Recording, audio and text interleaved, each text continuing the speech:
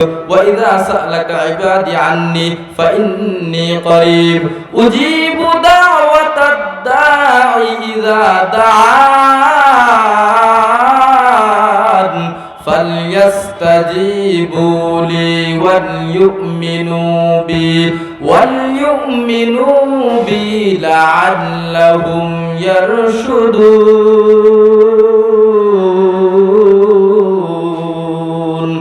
كلام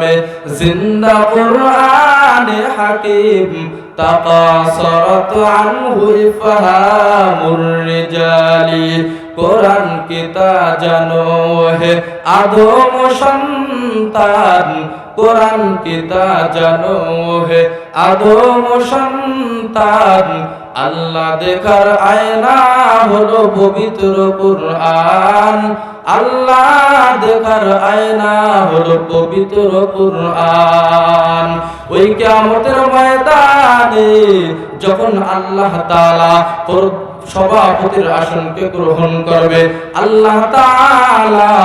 যখন ওই কিয়ামতের ময়দানে জান্নাতি মানুষদের সামনে আল্লাহ তাআলা চেয়ারে বসবেন ওটা তো দুনিয়ার কোন চেয়ারের মতো নয় আল্লাহ নবী বিবরণ দিয়া বলেন ওই জান্নাতের যে চেয়ারের উপরে আল্লাহ তাআলা সভাপতির আসন গ্রহণ করবে ওই চেয়ারের মূল্য কত হবে জানো ওই চেয়ারের একটা পায়া যদি বিক্রি করা হয় ওই একটা পায়ার দাম সমস্ত পৃথিবীর দামের সমান হবে না ওই চেয়ারের ভিতরে আল্লাহ তাআলা যখন বসবেন আল্লাহ তাআলা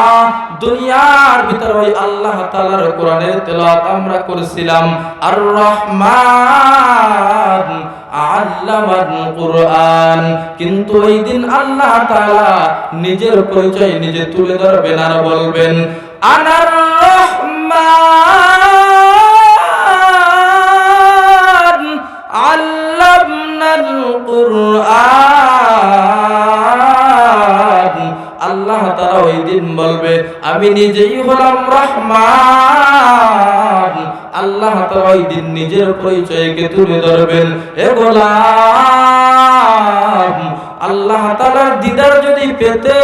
চাও ওই জান্নাতের ভিতরে যদি কোরআন তেলাওয়াত শুনতে চাও আল্লাহ তাআলাকে সরাসরি দেখতে চাও জান্নাতের মজলিসের ভিতরে তাহলে এখনো জানা দেই যারা বাইরে ঘোরাফেরা করতেছো দোকানে সময় কাটাইতেছো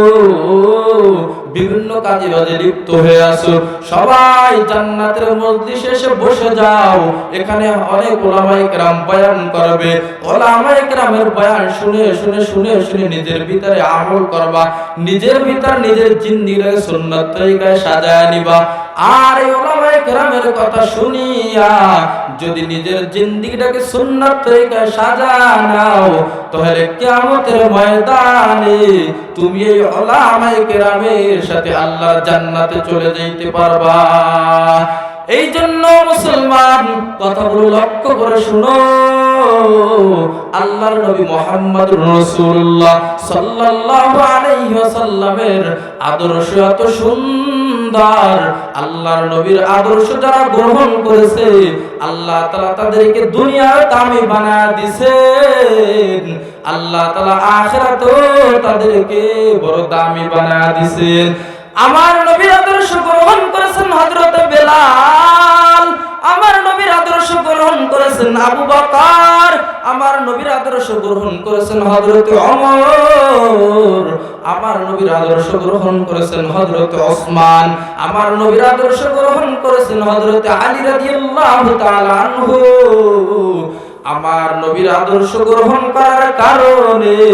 আল্লাহ তাআলা তাদেরকে দুনিয়ার জমিনেই জান্নাতের সার্টিফিকেট দিয়ে দিয়েছেন যার জ্বলন্ত প্রমাণ আল্লাহর নবী মুহাম্মদুর রাসূলুল্লাহ সাল্লাল্লাহু আলাইহি ওয়াসাল্লাম মিরাজ থেকে যখন আসলেন আল্লাহর নবী মুহাম্মদুর রাসূলুল্লাহ সাল্লাল্লাহু আলাইহি ওয়াসাল্লাম যদি কোনো জায়গা যাইতো আল্লাহর নবী মসজিদে নববীতে আসিয়া সর্বপ্রথম জিজ্ঞাসা করত আমার আবু বকর কই আমার ওমর কই, ওসমান কই, আলী কই। কিন্তু হযরতে বেলাল রাদিয়াল্লাহু তাআলা আনহু ছিলেন একজন নগণ্য সাহাবী,